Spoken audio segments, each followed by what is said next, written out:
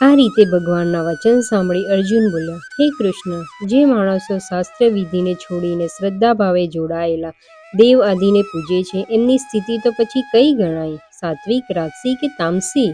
શ્રી ભગવાન બોલ્યા, માણસોની એ શાસ્ત્રીય સંસ્કારો વિનાની કેવળ સ્વભાવમાંથી જન્મેલી શ્રદ્ધા સ્વાસ્તિકી, રાજસી અને તામસી એમ 3 પ્રકારની જ હોય છે. એને તું મારી પાસેથી સાંભળ. હે ભરતવંશી, સૌ માણસોની શ્રદ્ધા એમના અંતઃકરણને અનુરૂપ હોય છે. આ જીવાત્મા શ્રદ્ધામયી છે, માટે જે માણસ જેવી શ્રદ્ધા રાખનારો છે એ પોતે પણ એવા જ સ્વભાવનો છે. તેમનામાંના સાત્વિક માણસો દેવોને પૂજે છે, રાજસી માણસો યજ્ઞ અને રાક્ષસોને તથા બીજા જે તામસી માણસો છે તેઓ પ્રેતો અને ભૂતોને પૂજે છે.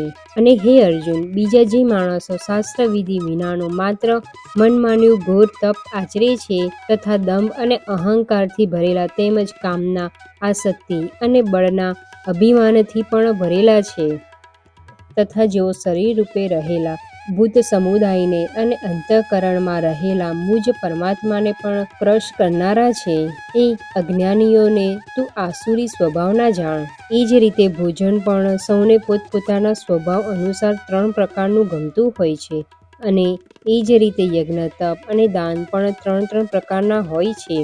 એમના આ જુદા જુદા ભેદને તું મારી પાસેથી સાંભળ.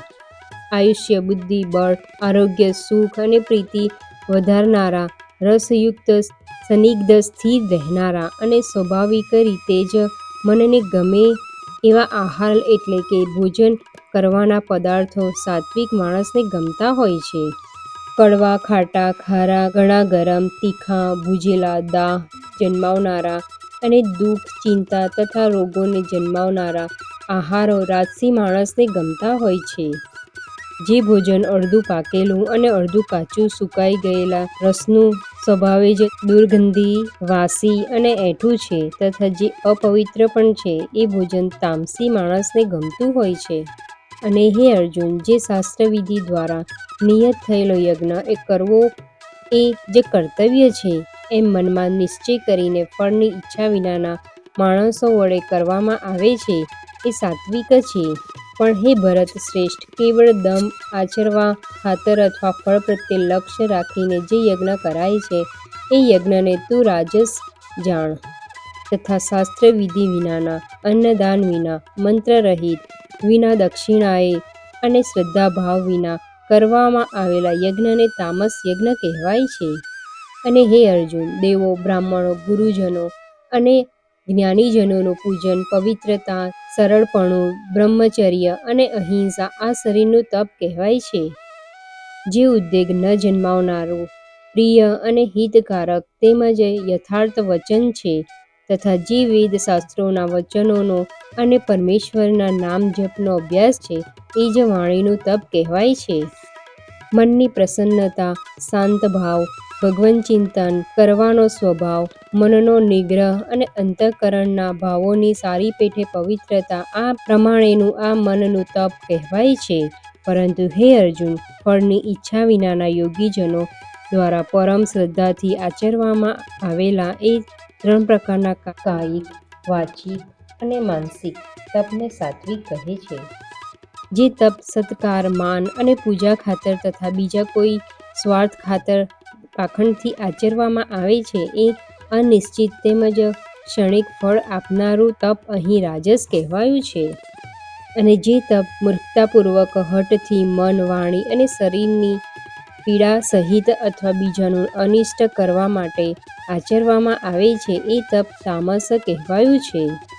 દાન આપવું એ જ કર્તવ્ય છે એવા ભાવથી જે દાન યોગ્ય દેશ, યોગ્ય કાળ અને યોગ્ય પાત્ર પ્રાપ્ત થતાં પોતાના પર જેણે ઉપકાર નથી કર્યો એવા માણસને પ્રત્યુપકારની અપેક્ષા ન રાખતા નિસ્વાર્થ ભાવે જે આપવામાં આવે છે, એ દાન સાત્વિક કહેવાયું છે.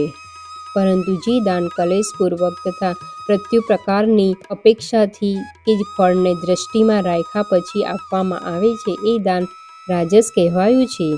જે દાન સત્કાર વિના કે તિરસ્કારપૂર્વક અયોગ્ય દેશ કાળમાં અને કુપાત્રને આપવામાં આવે છે, એ દાન તામસ કહેવાયું છે. અને હે અર્જુન, ઓમ તત્ સત એમ આ 3 પ્રકારનું સચ્ચિદાનંદ ઘન બ્રહ્મનું નામ કહેવાયું છે. એ બ્રહ્મથી જ સૃષ્ટિના આરંભે બ્રહ્માણો, વેદો તથા યજ્ઞ આદિ રચાયા. માટે વેદ મંત્રોનું ઉચ્ચારણ કરનારા શ્રેષ્ઠ માણસોની શાસ્ત્રવિધિથી નિયત થયેલી યજ્ઞ, દાન અને તપરૂપી ક્રિયાઓ સદા ઓમ એ પરમાત્માના નામનું ઉચ્ચારણ કરીને જ શરૂ થાય છે.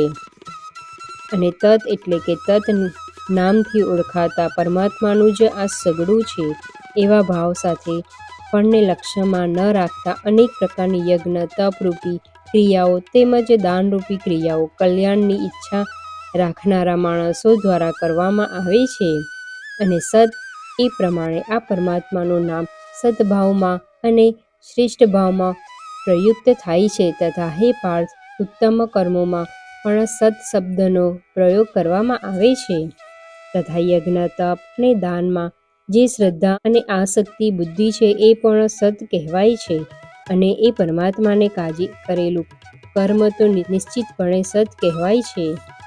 અને હે પાર્થ, વગર શ્રદ્ધાએ કરાયેલો હવન, દીધેલું દાન, આચરેલું તપ અને જે કંઈ પણ કરવામાં આવેલું શુભ કર્મ છે એ સગળું અસત કહેવાય છે. માટે એ ન તો આ લોકમાં લાભદાયક છે કે ન તો મર્યા પછી. શ્રદ્ધાત્રય વિભાગ યોગ નામનો 17મો અધ્યાય સમાપ્ત. મહાત્મય શ્રી પૃથ્વી માતા પૂછે છે, અહો ભગવાન, પાછલા જન્મોના ફળ ભોગવનાર મનુષ્યને ભગવાન પ્રત્યે અનન્ય ભક્તિ કેવી રીતે હોય છે? શ્રી વિષ્ણુ બોલ્યા, પ્રારંભનો આનંદ માણનાર મનુષ્ય જો ગીતાના અભ્યાસમાં સ્વદેહ વ્યસ્ત રહે છે, તે આસક્તિ વિના કર્મોમાં વ્યસ્ત રહેતો નથી, તો તે સુખી થાય છે. જેમ પાણી કમળના પાનને સ્પર્શી શકતું નથી, તેમ ગીતાનું ધ્યાન કરનારને પાપો સ્પર્શી શકતા નથી. જ્યાં ગીતાનો ગ્રંથ છે ત્યાં પ્રયાગ જેવા બધા મંદિરો છે. જ્યાં ગીતાનો ઉપદેશ કરવામાં આવે છે ત્યાં બધા દેવતાઓ, ઋષિઓ, યોગીઓ, પાર્ષદો, નાગો, ગોપીઓ વગેરે રહે છે. જ્યાં ગીતાનું ચિંતન, અધ્યયન કે શ્રવણ થાય છે ત્યાં હું હંમેશા નિવાસ કરું છું. હું ગીતાના આશ્રયમાં રહું છું. ગીતા મારું સંપૂર્ણ ઘર છે. ગીતાનો આશ્રય લઈને હું ત્રણેય લોકોને અનુસરું છું. ગીતા મારી શ્રેષ્ઠ અને બ્રહ્મરૂપિણી વિદ્યા છે. તે અવિનાશી, શાશ્વત અને અવર્ણનીય બની ગઈ છે. તે વેદરૂપ, આનંદ આપનાર અને તત્વાર્થના 3 સ્વરૂપોથી ભરેલું છે. તે સચ્ચિદાનંદ શ્રી કૃષ્ણે અર્જુનને અંગત રીતે કહ્યું હતું. જે વ્યક્તિ ગીતાના 18 અધ્યાયનો હંમેશા સ્થિર ચિત્તે જપ કરે છે તે બ્રહ્મપદનો અધિકારી બને છે. ગીતાના અડધા ભાગનો પાઠ કરનારને પણ ગાયના દાન જેટલો લાભ થાય છે. ત્રીજા ભાગનો પાઠ કરનારને ગંગા સ્નાનનું ફળ મળે છે અને છઠ્ઠા ભાગનો પાઠ કરનારને સોમયોગનું પણ લાભ થાય છે. એ ભક્તિ સાથે દરરોજ 1 અધ્યાયનો પણ પાઠ કરે છે. રુદ્રલોકને પામે, તે વિશ્વને પ્રાપ્ત કરે છે અને તે શિવજી માનવમાં આવે છે. જે કોઈ ભાવિક ગીતાના 1 અધ્યાય, 1 શ્લોક કે 1 ચરણના માર્ગે ચાલે છે તે પણ આ પૃથ્વી પર મન્વંતર સુધી માનવ શરીર મળે છે. જે મનુષ્ય ગીતાના 10, 7, 5, 4, 3, 2, 1 કે અડધા શ્લોકનો નિયમિત પાઠ કરે છે તે 10,000 વર્ષ સુધી ચંદ્રલોકને પ્રાપ્તિ કરે છે. અને ગીતાના ઉચ્ચારણથી સંહાર કરે છે તે ઉત્તમ ગતિ પામે છે. જો કોઈ મહાન પાપી પણ ગીતા શ્રવણમાં વિલિપ્ત થાય છે તો તે ભગવાન વિષ્ણુ સાથે વૈકુંઠનો આનંદ માણે છે. જે મનુષ્ય ગીતાના અર્થનું ધ્યાન કરે છે તે અનેક કર્મો કરવા છતાં પણ જ્ઞાની બનીને જીવનમાંથી મુક્ત થઈ જાય છે અને દેહ છોડ્યા પછી પરમપદને પ્રાપ્ત કરે છે. જનકાદિ અનેક રાજાઓ ગીતા જ્ઞાનનો આશ્રય લઈને પાપરહિત થયા છે. આ લોકોમાં તેમનું સન્માન અને તે સર્વોચ્ચ પદ પર પહોંચી ગયા છે. જે વ્યક્તિ ગીતાનો પાઠ કરીને ગીતાના મહાત્મ્યનો પાઠ નથી કરતો તેનો ગીતાનો અભ્યાસ નિષ્ફળ જાય છે. જે આ મહાત્મય સહિત ગીતાનો અભ્યાસ કરે છે તે ઉપરોક્ત ફળને પ્રાપ્ત કરે છે અને તે દુર્લભ ગતિ પ્રાપ્ત કરે છે. ઇતિ શ્રી વારાહ પુરાણે ગીતા માહાત્મ્ય સંપૂર્ણમ.